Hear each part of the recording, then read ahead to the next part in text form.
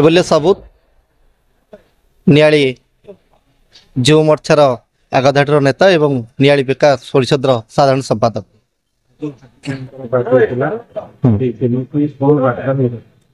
आज जो सुदिनटी थिला भक्तवत्सल बस्तिया हापी भाई आज जन्मतिथि यही जन्मतिथि रे नियाली विकास परिषद एवं हापी बस्तिया फैन क्लब तरफ यही कार्यक्रम टी आयोजन करा जायतिला एवं जो नियाली विकास परिषद टी गठन करा जायछि जार अध्यक्ष भाव दायित्व नहीं हापी भाई भक्तवत्सल बस्तिया तांकर निर्देश आगु को किभली भाव में नियाली आगु को जीव नियाली रे किभली भाव में उन्नतिमूलक कार्यक्रम हेबो से विषय रे से आमको मार्गदर्शक करिसेंती एवं नियाल को किभली भाव में आहुरी आगु को नबु से विषय में कहिसेंती एवं आज रे कार्यक्रम रे बहुत शुभेच्छु मध्य आसीथिले बहुत दूर दूर आसीथिले सेटा को खुशी लगिला आठगढ़ सालेपुर महांगा ओडिशार कोन अनुकोण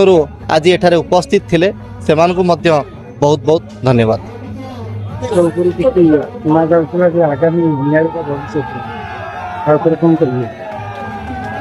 निहाती भाव यह कहले मध्य अत्युक्ति हेबो नाही नियाळेर विधायक प्रति हेबापई मध्य से सुदृढ़ करिसंती निजको नियाळी रे एवं भगवान का आशीर्वाद संगठन रो कार्य शैली एवं दलर जदि तांको प्रति सम्मान रुहे ताले निहाती भाव से नियाळीर विधायक प्रति भाव मध्य हेई पार। धन्यवाद। परिचय टिके दियो। मो ना दिलीप कुमार सिंह मते चाइना सिंह बोल के नियाली पंचायत नियाली ब्लॉक रो लोक जानते। हापी भाई को बाटे हिची तो कोई मु तो आगुरु कहूली मत मु तार हापी बस्तिया मोर गोटे सान भाई से नियाली जदि विकास पुरुष कहले अत्युक्ति हेब ना। आज नियाली जदि आज जन्मदिन में मो प्रभु जगन्नाथ को डाकुची आम आराध्य देवता प्रभु सुभनेश्वर को डाकुची तार चलापथ कुसुमित हो तार उज्जवल भविष्य कामना करुच्ची आज जन्मदिन में। तापर नियाली आज जदि बीजेपी नियाली स्टांड करें से दुई जन लोक नियाली अहरह से मु अवश्य से साथी अच्छी किंतु सबु बेले अहरह चिंता करती सी हेले हापी बस्तिया भक्तवत्सल बस्तिया त्रिलोचन बेहेरा ए जोड़े लोक नियाली किंतु आज से अवहेलित कौन प्रकार पद पदवी रखा जाऊ ना आज से अवहेलित किंतु मु एति जानी नियालीर जदि किसी विकास हम बिना हापी बस्तिया आ त्रिलोचन बेहेरा बिना अनुमोदन हो पार संभव भाया मत लगुना।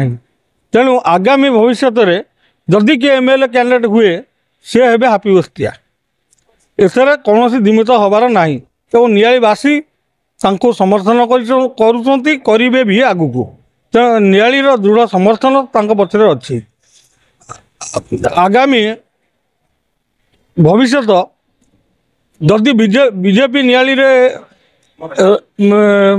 तार स्थिति बजाय रखा चाहिए ताले यही दुई जन है मुख्य लोक जिते बड़े दल आम दल पावर नथिला दल खंड विखंडित आज जिते पावर को अच्छी आज दल खंड विखंडित ये दायी किए वर्तमान नियाली पंचायत लोक कौन प्रकार सुजोग दि जाऊ ना कौन पद पदवी रखा जाऊ ना।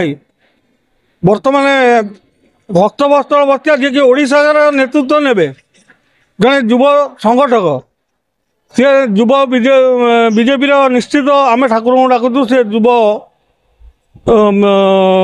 प्रेसिडेंट हाँपाई युव मोर्चार ऑल ओडिशा को जी नेतृत्व देवे नियाली नेतृत्व नहीं पारे किंतु सी आज अवहेलित।